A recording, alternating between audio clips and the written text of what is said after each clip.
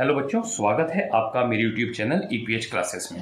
आज हम लोग क्लास 10th के मैथ्स का एक्सरसाइज नंबर 4 का एग्जाम्पल नंबर 5 सॉल्व करेंगे।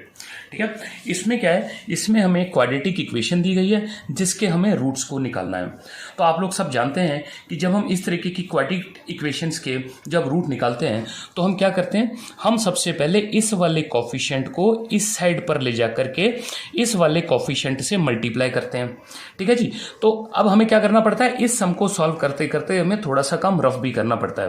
कैसे, आइए देखते हैं। देखिए, जब हम इस कोफिशिएंट को इस साइड पर लेकर के जाएंगे और इसे मल्टीप्लाई करेंगे तो हमारी जो इक्वेशन है कुछ इस तरीके से बनेगी, X square minus 2 root 6x plus 3 into 2 6 equals to 0।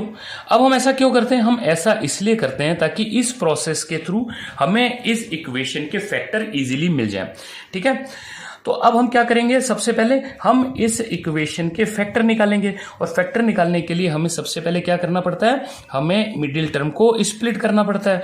Middle term को स्प्लिट करेंगे तभी हमारे फैक्टर निकलेंगे। अब हम क्या करेंगे, इस मिडिल टर्म को स्प्लिट करने से पहले आइए हम एक लॉजिक समझते हैं। देखिए, जब मैं रूट 6 को रूट 6 से मल्टीप्लाई करता हूं तो मुझे क्या मिलता है, 6।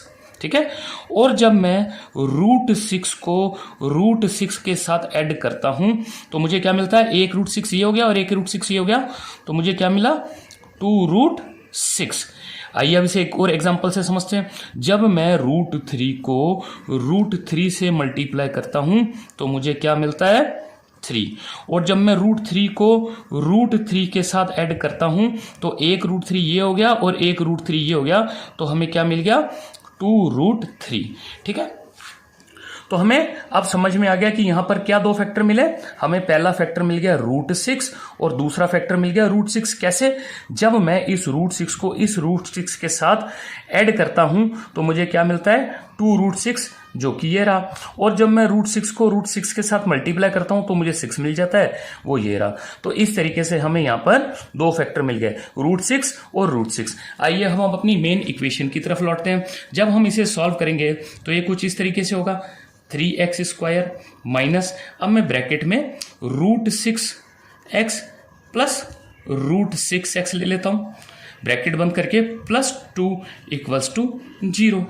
जब मैं इसे आगे फर्दर सॉल्व करूंगा तो ये इक्वेशन कुछ इस तरीके से बनेगी, 3x स्क्वायर, अब ये बाहर माइनस है अंदर प्लस है तो प्लस माइनस माइनस माइनस हो जाएगा, माइनस 6x माइनस का रूट 6x, अब अंदर प्लस है बाहर माइनस है तो माइनस प्लस माइनस हो जाएगा, तो माइनस रूट 6x मिल जाएगा, प्लस 2 इक्वल्स टू 0। ठीक है, अब हमें यहां पर क्या हुआ, दो पेयर मिल गए, एक पेयर ये मिल गया और एक पेयर ये मिल गया। अब हमें यहाँ पे कॉमन देखना है। अब हमें क्या करना पड़ेगा, यहाँ इसे कॉमन देखने के लिए हमें क्या करना पड़ेगा, पहले इस 3 को रूट 3 में कन्वर्ट करना पड़ेगा। तो हम लोग जानते ही हैं कि जब मैं रूट 3 को रूट 3 से मल्टीप्लाई करता हूं तो मुझे 3 मिलता है। तो यहां पर क्या हो गया, root 3 into root 3 X square minus, और जब मैं 6 के डिवाइड करता हूं रूट 6 को तो क्या मिलेगा मुझे, root 2 into root 3 equals to root 6, ये आप जानते ही हैं। ठीक है, तो यहां पर क्या हो गया, रूट 2 इंटू रूट 3 एक्स। ठीक है, तो हमने क्या करा, इस जो पेयर को था इस तरीके से इसको यहां पे खोल दिया। ठीक है, अब हम आगे बढ़ेंगे, माइनस, अब ये रूट 6x है, जैसे अभी हमने किया था, root 2 into root 3 equals to root 6x, तो यहां पर क्या हो जाएगा, root 2 into root 3x plus, अब मैं जब देखूंगा कि मुझे क्या करना है, रूट 2 इंटू रूट 2 क्या होता है, 2, तो यहां पर भी मैं अगर इसको रूट में कन्वर्ट करूंगा 2 में तो ये क्या हो जाएगा, रूट 2 इंटू रूट 2। ठीक है, तो ये हमने इस पेयर को यहां पे खोल दिया। ठीक है, अब हम देखेंगे यहां पे क्या कॉमन आ रहा है, यहां पर क्या कॉमन आ रहा है, एक तो रूट 3 कॉमन आ रहा है और एक x कॉमन आ रहा है, तो जिसे हम रूट 3 और इस x को बाहर निकाल देंगे। ठीक है, अब क्या होगा, अब हम यहां पे अपने ब्रैकेट में क्या देखेंगे, यहां पर क्या आ रहा है, जब रूट 3 हमने बाहर निकाल दिया तो यहां पे सिर्फ रूट 3x बच रहा है, माइनस, अब देखिए रूट 3x बाहर है तो यहां पे क्या बचा, सिर्फ रूट 2, हमने ब्रैकेट बंद कर दिया।